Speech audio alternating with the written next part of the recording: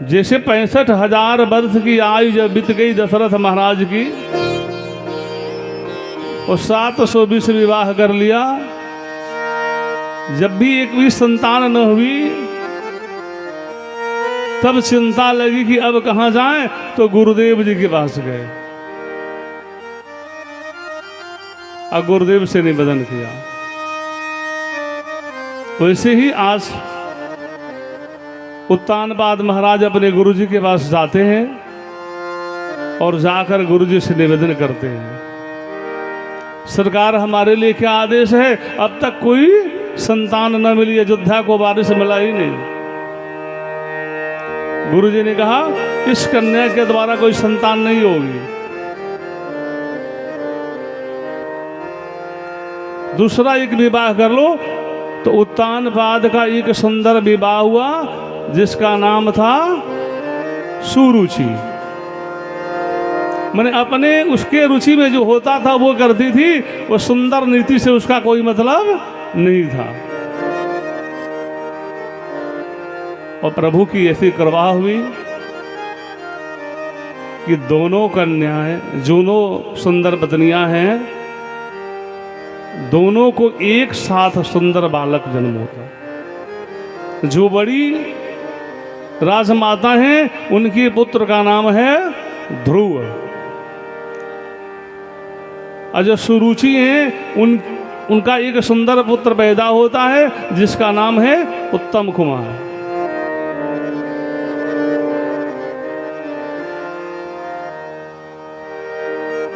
और दोनों लोग सुंदर पाठशाला में पढ़ने जाते हैं। एक दिन घर आए और राजा की गोद में बैठ गए। रानी वहीं बैठी है और रानी ने ध्रुव महाराज को नीचे उतार के फेंक दिया और कहा तुम्हें राजा के गोद में चढ़ने का अधिकार नहीं है। क्यों? जब तुम अगले जन्म में आना और हमारे कोख से पैदा होना, तब तुम्हें राजा की गोद मिलेगी।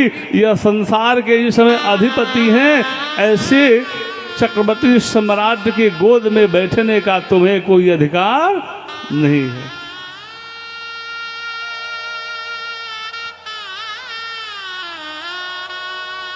ध्रुव महाराज गए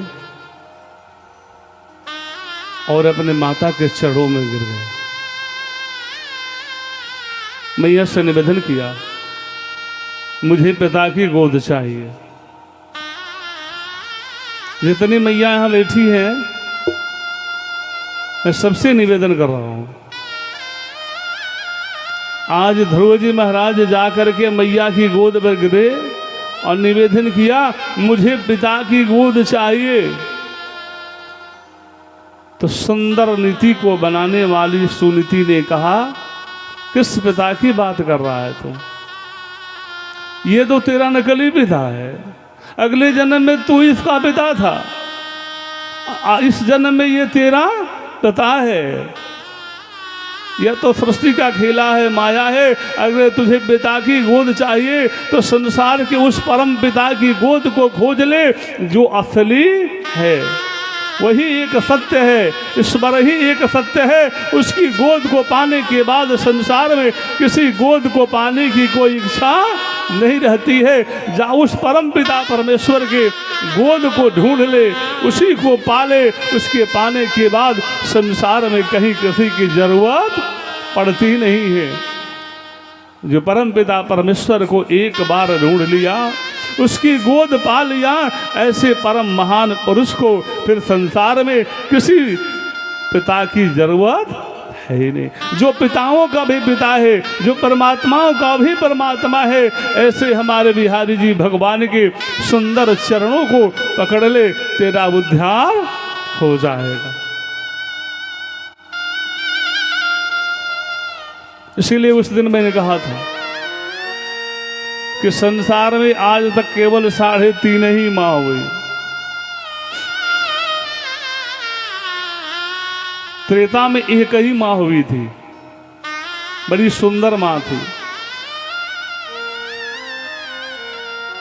त्रेता में एक ऐसी माँ हुई जब राम जी को वनवास हो गया और जब राम जी वनवास में चलने लगे, बलकल वस्त्र धारण कर गए, तो राम जी के छोटे अनुज लक्ष्मण जी प्रभु के पास आए और सरकार से निवेदन की, आंखों में आंसू भर के झरझर रोते और निवेदन कर रहे हैं, प्रभु आप वन को जा रहे हो, कहा अकेले जा रहे हो, साथ में मैया जा रही है, कहा मुझे भी साथ में ले चलो, मैं आपके चरणों का दास हूं, मेरा अयोध्या में कोई काम है ही नहीं। तो प्रभु ने कहा मैं तुझे साथ नहीं ले जा सकता। क्यों? क्योंकि जब तक तेरी माता ना कह दे तब तक मैं तुझे अपने साथ वन में नहीं ले जा सकता। लक्ष्मण जी चरणों पर गिर के रोने लगे और रोते रोते निवेदन किया लक्ष्मण जी ने, प्रभु जाना मत, गंगा यमुना की धारा बहा रहा है भक्त, और भक्त निवेदन भगवान से करता है, सरकार जाना मत, जरा थोड़ी देर ठहर जा, अभी आया।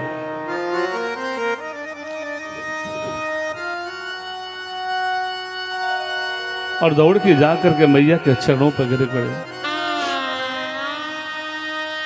किसके? सुमित्रा मैया के।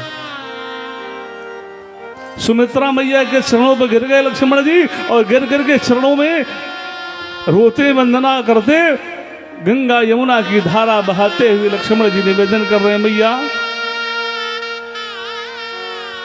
मेरे प्रभु वन को जा रहे हैं। कहा तो? कहा मैं भी जाऊं, मैं भी जाऊं। देखना